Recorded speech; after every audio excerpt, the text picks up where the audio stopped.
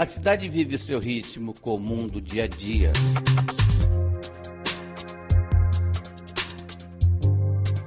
Pessoas passam apressadas pela praça central.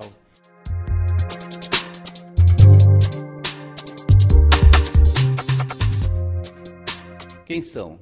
Quais serão os seus destinos? Que sentimentos abrigam em seus corações? Que pensamentos passam em suas mentes?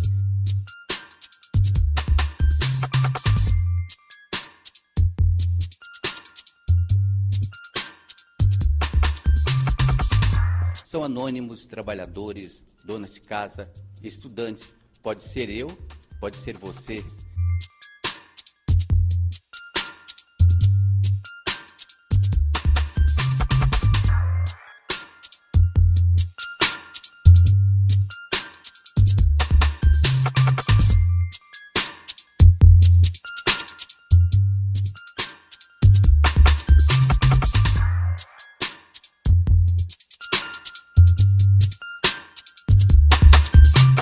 Assim como ocorre nesta cena, todos os dias dezenas, centenas ou até milhares de pessoas cruzam os nossos caminhos. Entre elas, algumas podem ter uma síndrome ainda pouco entendida por grande parte da sociedade.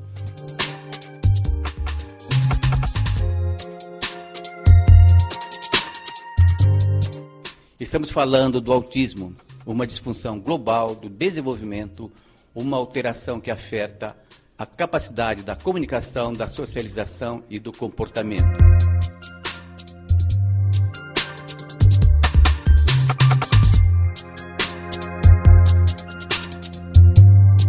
Apesar de hoje já existir escolas e profissionais especializados que trabalham, que procuram oferecer melhor qualidade de vida aos autistas, na sociedade ainda há muita desinformação. Muitos preconceitos a serem superados.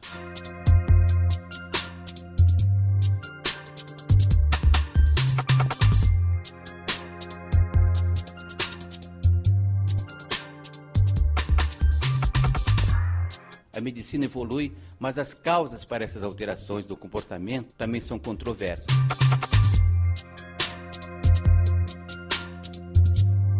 Nós, da TV Cidade, fomos a campo para procurar saber um pouco mais sobre os diagnósticos, tratamentos e verdades sobre este assunto.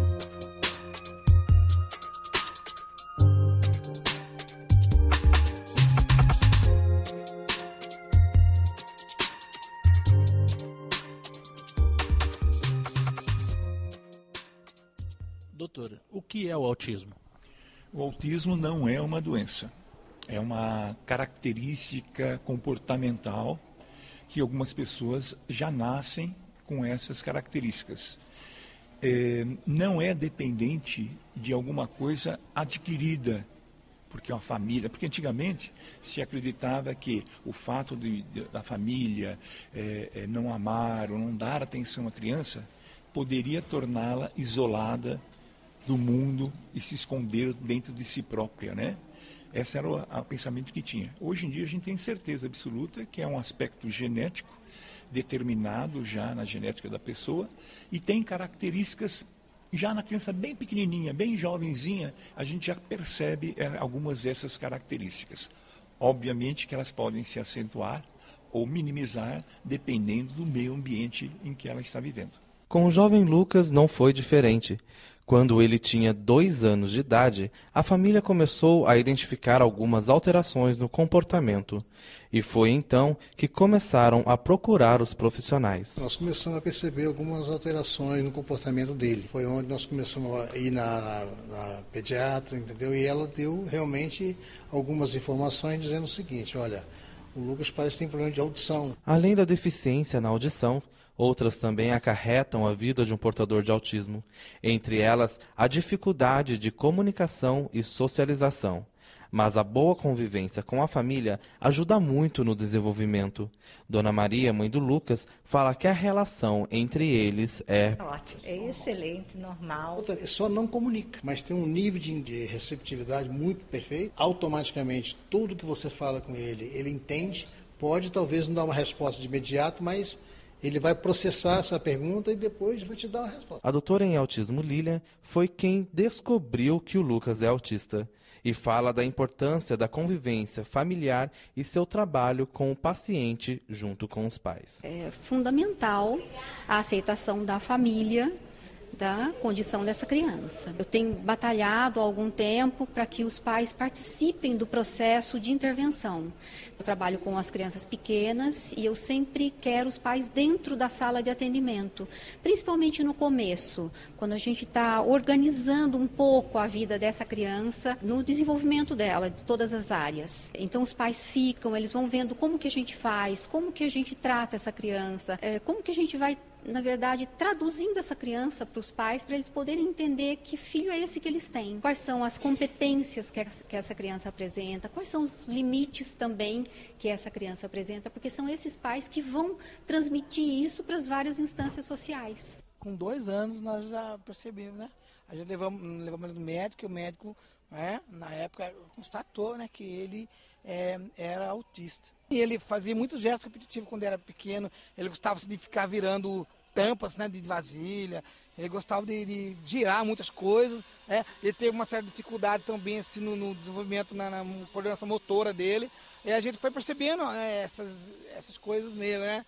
Aí que nós vimos saber com 2 anos que ele era autista, né? Segundo o médico nos passou na época. Né? Vamos falar agora com a Cláudia Aparecida e esse bonitão aqui, o Júlio César. Quanto tempo que ele frequenta a PAI? 5 anos. Você gosta aqui da PAI? Gosta? O que ele gosta de fazer? Eu gosto de, em casa, eu gosto de brincar com os brinquedos, gosto muito de balança, ficar escutando música dentro do carro. Eu gosto mais de música. Com quantos anos você percebeu o autismo dele? Eu tinha uns 2 anos. 2 anos. E qual a idade dele? Tá com 9. Vamos conversar com o senhor Benedito Carlos de Rico, que é pai do Carlos Leandro. Senhor Benedito, quantos anos tem o seu filho? Está com 30. Desde quando que o senhor começou a perceber o autismo no seu filho? A idade de 3 anos. 3 anos que... Agora, senhor Benedito, o seu filho, ele tem uma habilidade, não é? Que ele desenvolve muito o desenho, né? Ele desenha muito bem. Desenha bem. E essa habilidade dele, quantos anos o senhor começou a perceber? Desde pequeno que ele já faz desenho. O Carlos Leandro é o filho do seu Benedito. Você gosta de desenhar? Desenhar. Boa noite. Boa noite. Desenhar. Quanto tempo você desenha? Desenha. O que você mais gosta de desenhar? Desenha. Caramba. Desenha. Você atualmente está fazendo algum desenho ou não? Desenha onde na pai. Carlos Leandro, além de desenhar, você gosta de cantar também, não é? Cantar. Ter escrito. Tive ser o barulho de titulinha. Ser o barulho de titulinha. Qual outra música você gosta de cantar? A do aranha subiu para ele. A sua forte. Já passou a chuva. Parabéns. Parabéns. Obrigado, viu? Parabéns. A Federação das APAES do Estado de São Paulo promove o 9º Festival Nacional Nossa Arte Concurso Regional de Cartão de Natal. E o Carlos Leandro foi o 6º colocado com esse trabalho que vocês estão vendo. Quer dizer, ele tem essa habilidade que sempre ela é mostrada, desenvolvida e além desse trabalho ele já foi premiado em outras oportunidades. Como que é possível identificar uma pessoa com autismo? O diagnóstico não é feito por exames. Qualquer exame que a criança faça vai dar normal. Tomografia, ressonância, qualquer tipo desses exames. Então, o diagnóstico passa a ser feito através de características que a criança apresenta. Não características físicas, como na síndrome de Down, por exemplo, né? Você olha para a criança e já percebe. Você vai observar as características comportamentais. Ela tem alguns comportamentos repetitivos, ela tem alguns comportamentos de isolar-se, de não falar, de não conversar, não utilizar a palavra, a fala, como comunicação com as pessoas. Eles são muito bons para conversar com objetos, lidar com objetos. Mas a comunicação, a interação com as pessoas é bastante difícil. O diagnóstico ele é bem demorado, precisa de um trabalho multidisciplinar, exames laboratoriais que complementam o tratamento. É importante a família colaborar com todo o processo de tratamento e a parte do diagnóstico, né? Porque para a família é difícil saber que o filho tem um autismo ou qualquer outra síndrome ou deficiência, né? A gente tem que ser sincero, no início, quando a gente descobre, a gente fica um pouco triste, meu Deus, por que comigo, né? Porque na minha família a gente sempre, né, mas depois a gente a convivência, a gente, né, o amor, né, vai aumentando, a gente acho que a gente não saberia viver sem ele, porque ele é muito carinhoso. Se de onde for, ele tá abraçando, tá beijando a gente, e isso aí realmente já faz parte da vida da gente, né? Quais são os principais elementos que o médico utiliza para poder identificar mesmo e dar esse diagnóstico, já que tem essa dificuldade que não tem um exame?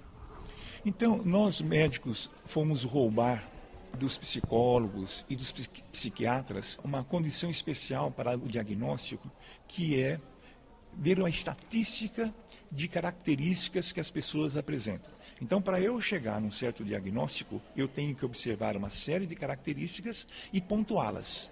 Se a criança ou um adolescente apresentar determinado número de características já estabelecidas estatisticamente, eu digo, essa criança pode ser considerada autista ou tem algumas características do autismo ou ela não é autista. Então, essa sequência de características clínicas são computadas através da estatística. Isso tem já há muito tempo. A gente utiliza atualmente o DSM-4, que é esse protocolo de várias características presentes, ou também a gente pode utilizar o CID-10, que é um código internacional de doenças. Hoje tem várias associações que cuidam do autista. Existe o trabalho que é focado, no caso aqui da nossa instituição, o trabalho que é clínico e o trabalho escolar. No caso do trabalho clínico, ele é feito individualizado. Cada um vai ter um enfoque específico, né, no tratamento. O trabalho aqui na escola, ele já é coletivo, né, são mais alunos em sala de aula, enquanto que no setor de saúde já é um tratamento mais individualizado. Tem situações em que nós precisamos de um acompanhamento médico, né, em casos de medicamento, quando necessário, para controlar alguns comportamentos, porque o autismo, ele afeta a questão social, a questão da comunicação e de comportamento. E quando o comportamento, ele precisa de um acompanhamento no tratamento, de um acompanhamento medicamentoso, o médico assim o faz. Tem de que ele está meio bom, tem de que ele está meio agressivo, né? Mas ele é bastante carinhoso. E ele toma algum medicamento, algum remédio? Toma no Repetil. Antes de dormir? Toma de manhã e toma à noite. A lei protege toda e qualquer pessoa portadora de necessidade especial. O autista não é, com o autista não é diferente. Vamos colocar aqui pra ti, ó. Segura aqui, ó. Aqui, ó. Coloca aqui, Ju. Aqui, ó. Isso, Ju. Encaixa aqui. Aqui, ó. Encaixa mesmo, sabe isso? Isso lá. Aqui, ó. Encaixa aqui, Ju. Êêêê! Muito bem, Ju. Aqui, ó. A estrelinha. Encaixa aqui a estrelinha. Aqui, ó.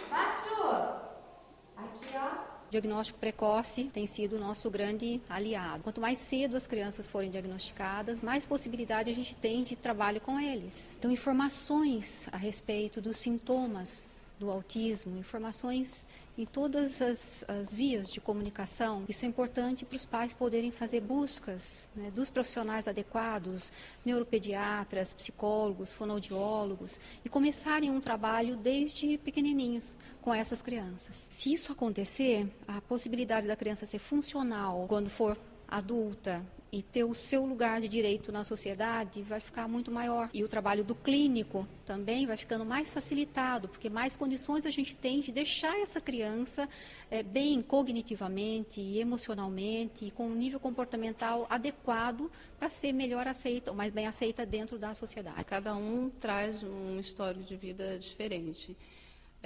Alguns, a mãe, né, desconfia, observa que tem alguns comportamentos diferentes, questiona, outros a família não percebe, né, outros são encaminhados, um pediatra percebe alguma modificação no comportamento da criança, alguns sinais característicos, aí vai encaminhar, né, para um neuro, fazer uma avaliação. Cada um tem uma história diferente, né, de como chega.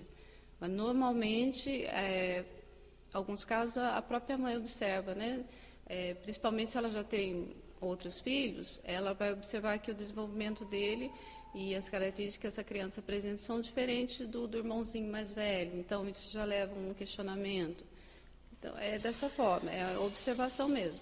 Cada um observa, né? E vai ali tendo suas dúvidas, alguns buscam sanar suas dúvidas, outros esperam. Depois que a criança fica maior, começa a aparecer mais esses sinais, daí vai procurar. Então, depende de cada família, né? Não dá para ter um padrão comum para todos. A participação da família é fundamental, né? Porque a gente, na verdade, a gente trabalha aqui na clínica para que o paciente consiga se comunicar, não só aqui dentro com a gente, para que ele consiga se comunicar na escola, em casa, em outros ambientes sociais. Então, a família também tem que ajudar a promover essa comunicação.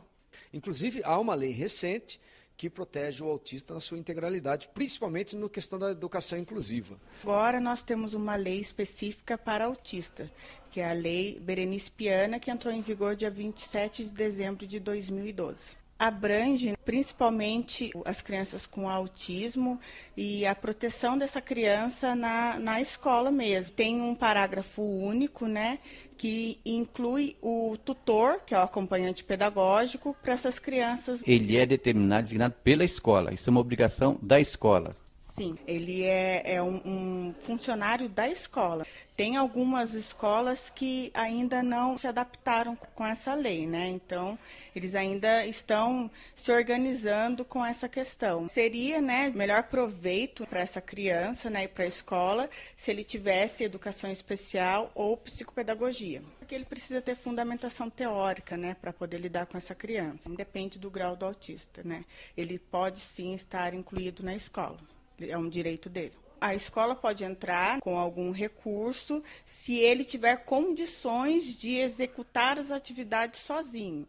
Mas, se não, é um direito da criança ter esse acompanhante. Porque essa criança precisa de um olhar cuidadoso do lado dela, né?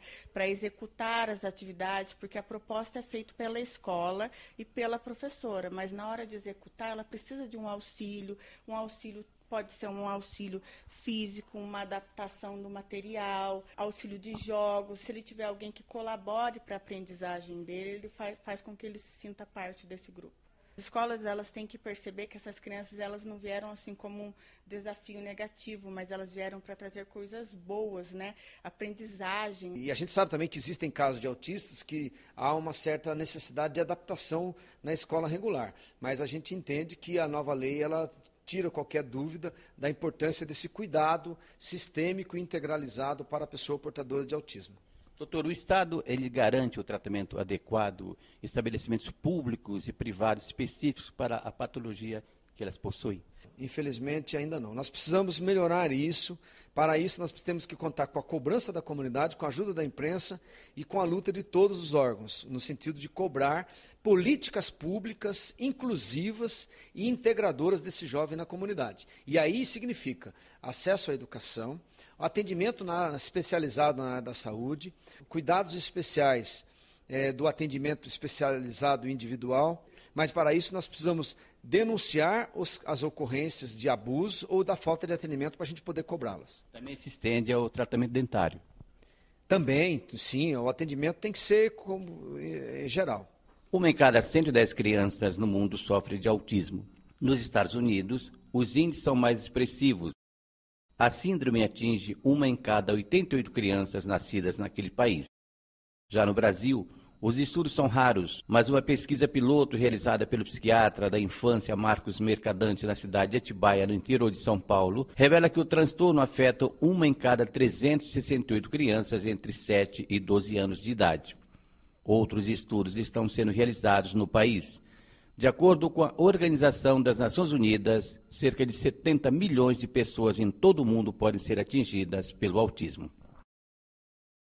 Que tem muitas crianças que têm autismo e que não se percebe nenhum tipo de alteração e eles não sofrem nenhum tipo de, vamos dizer assim, repulsa da sociedade. São quadros bastante suaves. Eu tenho crianças com quadros severos que ficam o tempo todo batendo asas, que são profundamente deficientes cognitivamente, que não conseguem se comunicar com ninguém, nunca conseguem falar e agem como deficientes mentais profundos. E tem outros autistas que passam desapercebidos, sem diagnóstico, entram na escola, são bons alunos e não vêm a ter problema nenhum de relacionamento. Mas eles mantêm algumas características de dificuldade de relacionamento. São crianças diferentes, são crianças que preferem ficar isoladas, são crianças que não sabem jogar. Está tendo uma partida de futebol, ele prefere ficar lendo um livro, se isolado do grupo. Então, não dá para você dizer, de uma forma geral, qual é o grau de problemas sociais que eles vão ter. Vai depender da intensidade do quadro comportamental do autismo. Mas nós temos uma abordagem principal, que é a terapia de troca e desenvolvimento, ou terapia de evolução e desenvolvimento. É uma abordagem francesa que tem base na psicomotricidade, que tem base na interação com o outro, em desenvolver os potenciais residuais e, portanto, em estimular, sim, o contato, a interação, respeitando a condição de cada um naquele momento da sua vida. Esse método de trabalho é um método diferente.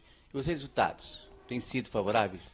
Os resultados têm sido favoráveis, porque, por exemplo, né, nós temos aqui crianças, adolescentes ou adultos que se desenvolvem com um repertório social melhor, com comportamentos mais adequados, mas nós usamos também de outras abordagens, como, por exemplo, do TEACH, né, que vem de uma abordagem comportamental, em que, por exemplo, o uso de figuras em sequência para antecipação de situações é importantíssimo para diminuir a ansiedade deles. Então, é um recurso visual usado no TEACH, que é uma abordagem mais comportamental, e que nós também fazemos uso, porque eles se beneficiam disso.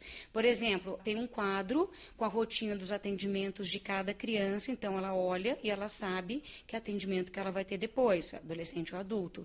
Então, isso favorece muito para que ela possa antecipar e isso possa diminuir a ansiedade dela. Além disso, nós temos crianças que com comportamentos mais funcionais, ou seja, né, que conseguem se desenvolver em outros ambientes, como o escolar, como estar em restaurantes e se comportar mais devidamente, porque nós fazemos trabalhos externos com eles também, então em padarias, em shoppings, enfim, em lugares comuns onde eles também têm direito de estar, e que a gente possa daí trazer para eles um outro repertório, né, de vida e com um comportamento mais contextualizado, ou numa situação de exposição de trabalhos da oficina terapêutica, onde eles possam apresentar o trabalho deles, falar sobre o que eles fazem. Importantíssimo para a autoestima, né, para aquilo que eles têm de produção, de produtivo na vida deles.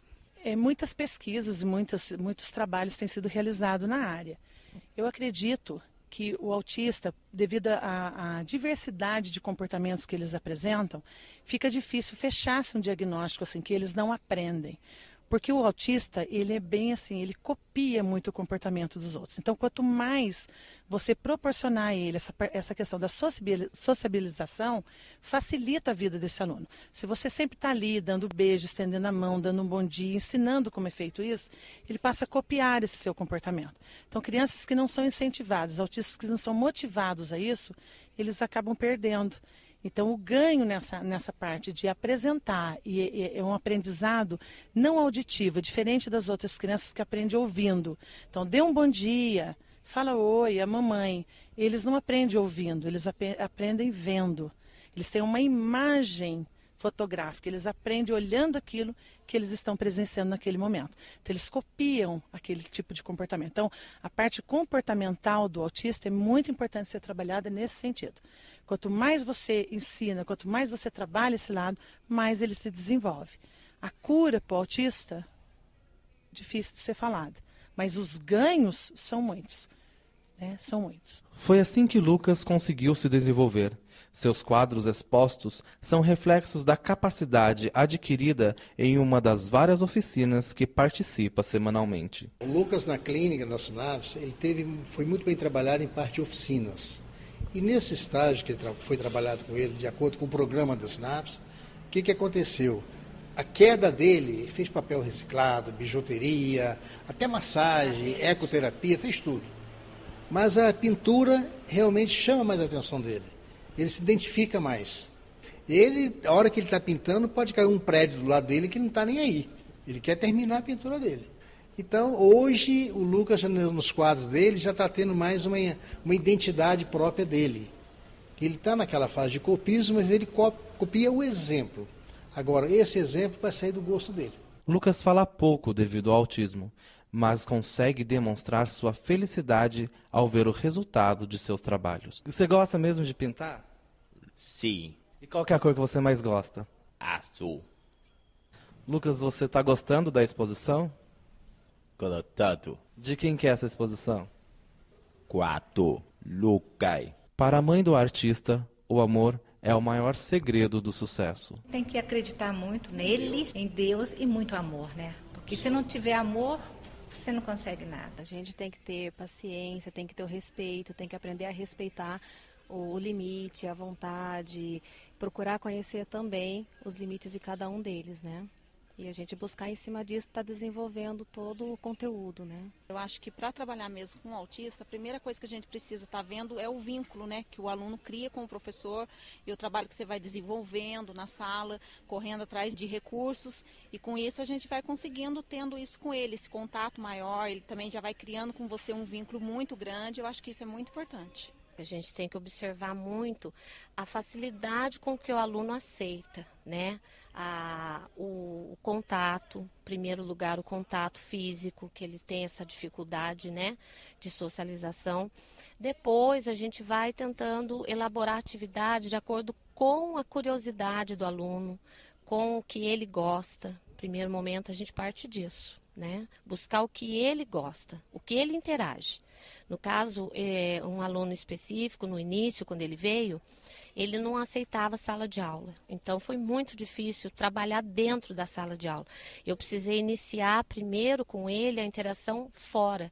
Eu levava ao parque e ali a gente conseguiu esse vínculo. De início é o vínculo e buscar o que é o interesse do aluno, para depois você desenvolver as atividades. O autismo, por não se tratar de uma doença, não existe um medicamento específico para tratar, porque não é doente, e não existe exame nenhum que dê o diagnóstico, mas existem atitudes que a gente deve tomar para melhorar.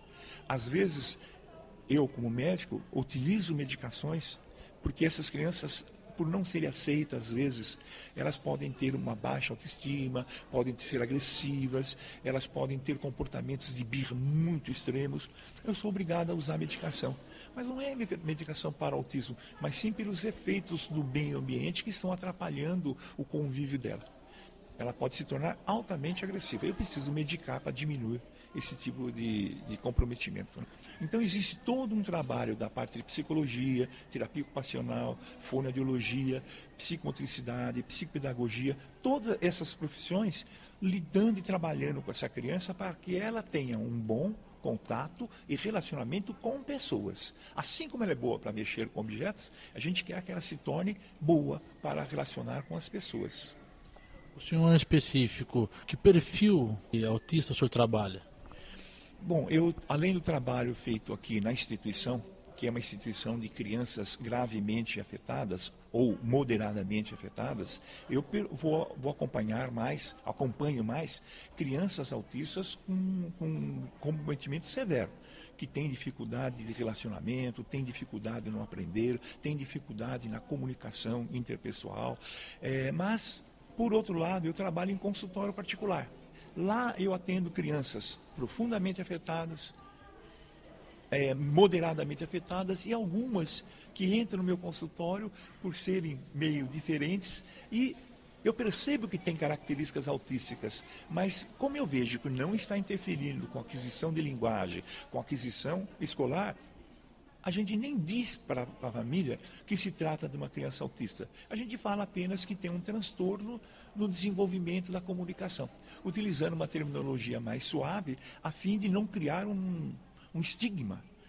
Se eu disser você tem autismo, isso cria um estigma muito ruim socialmente, né? Com qualquer pessoa que seja diferente, nós temos que ter um relacionamento de compreensão e de aceitação. Tem pessoas que são gordas, outras são magras, umas são bonitas, outras são feias, algumas inteligentes, outras nem tanto, algumas deficientes mentais ou deficientes físicas profundas.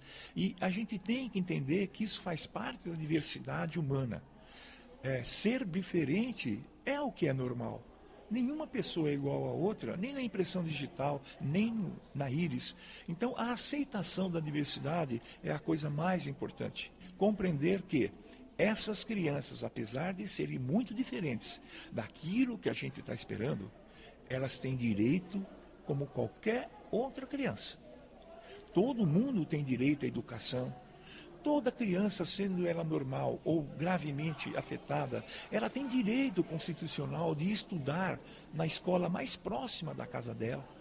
E o que a gente vê muito frequentemente é que a criança mora pertinho de uma escola e é obrigada a vir estudar numa escola muito distante, porque aquela que está perto da casa dela não está preparada para receber aquele tipo de criança.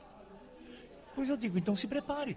Toda pessoa portadora de deficiência, ela tem os direitos amplamente reconhecidos pela nossa Constituição Federal, isso já desde 1988, e a partir da entrada em vigência da Convenção das Nações Unidas para as Pessoas Portadoras de Deficiência, que é de 2006, posteriormente, essa convenção foi incorporada na nossa Constituição como um direito fundamental da pessoa humana. Portanto, toda pessoa portadora de deficiência, ela tem amplos direitos reconhecidos, tanto na área da saúde, quanto na área da assistência social, na área da educação, como em todas as áreas. E uma vez reconhecido como pessoa portadora de necessidades especiais, e em sendo o caso, ela pode ser beneficiária do LOAS. A Constituição preconiza que o direito à educação é um direito de todos. Isso significa que desde a pré-escola até o ensino superior, todos devem ter acesso à educação. O Ministério Público luta por isso cotidianamente, para a inclusão de todas as pessoas portadoras de deficiência no ensino regular, assegurado a essas pessoas uma assistência, um atendimento especializado no contraturno, fora do horário da escola. Mas essa inclusão na educação regular é um direito de todos, seja na pré-escola, seja na educação, no ensino fundamental, seja no ensino médio e até mesmo no ensino superior. Doutora, que se deve, por exemplo, numa escola considerada normal, o índice muito baixo de pessoas com deficiência, em particular o autista? Se deve a muitas resistências históricas, a muitos preconceitos. O primeiro movimento que nós temos que fazer, imprensa, sociedade, órgãos públicos, é lutar contra o preconceito. Nós temos que entender que a pessoa portadora de necessidades especiais, por exemplo, uma pessoa com síndrome de Down ou uma pessoa com espectro autista, elas têm direito à inclusão. Elas são diferentes e têm que ser tratadas como diferentes. Porém, elas têm direito a esse acesso à educação. Ela pode até ter uma aprendizagem diferenciada da pessoa que não tem esse tipo de problema, mas ela tem o direito de frequentar uma escola regular como qualquer outra pessoa. Por que ela não frequenta? Porque há um preconceito histórico e há uma resistência muito grande por parte ainda da escola de recebê-la. Nós temos que lutar e combater esse preconceito, porque a escola tem que ser para todos. O senhor falou sobre o preconceito. O bullying, no momento, é o mal da humanidade. E o bullying é sofrido por todas as crianças, independente de serem com deficiência ou não. Em particular, a um deficiente, a um autista, se ele sofre bullying numa escola ou em qualquer lugar, numa rua, como é que deve proceder os pais?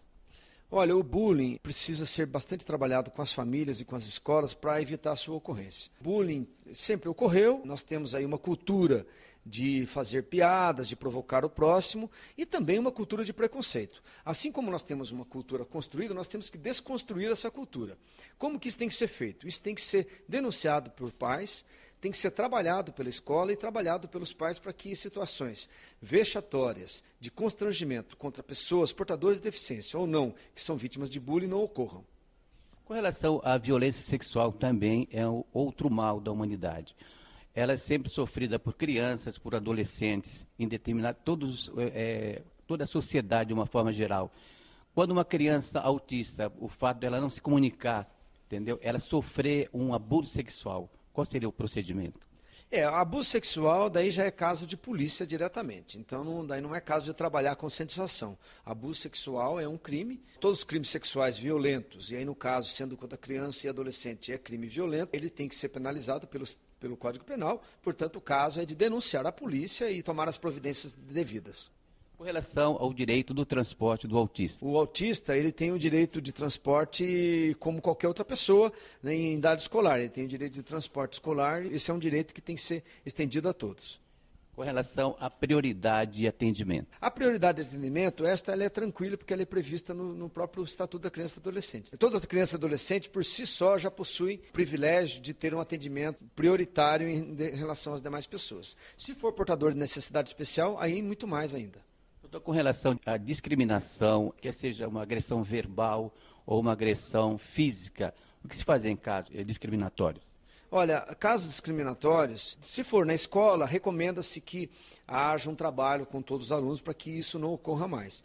Se for em atendimento, em algum órgão público ou na própria comunidade, aí é caso também de denunciar para a polícia, porque isso pode configurar o crime de constrangimento ilegal, eventualmente um crime de agressão, um crime de violência ou um crime contra o adolescente de forma geral. De uma forma geral, as famílias que têm autistas na família, onde ela deve se dirigir para assim, umas informações mais precisas, mais amplas? Olha, procurar sempre a assistência social do seu bairro, procurar sempre os órgãos de atendimento, assistência social, os CRAS, os CREAS, ou órgãos de atendimento psicológico para poder ajuda, ou então na área do direito, nos órgãos de atendimento à população, como é o caso da Defensoria Pública, do Ministério Público, procurar ajuda nesses órgãos. A inclusão social, a inclusão escolar, não está sendo efetivada porque as pessoas ainda acham que só devemos lidar com os normais. Nós não estamos preparados para lidar com os anormais. Se nós não estamos preparados a lidar com anormais, pois bem, vamos nos preparar. Porque, pelo menos por ética, há necessidade de a gente aceitar as pessoas, sejam elas perfeitas ou não. Ele é um doce. Ó. Joga beijinho da tia aqui, ó.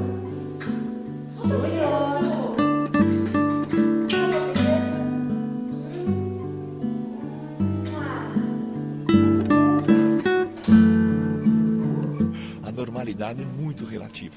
Os principais centros de pesquisas estão em busca de soluções e cura para essa síndrome. Porém, o melhor a se fazer em qualquer caso é o entendimento e o apoio, especialmente o familiar. Carinho, compreensão e amor são ingredientes que nunca serão demais nesta receita.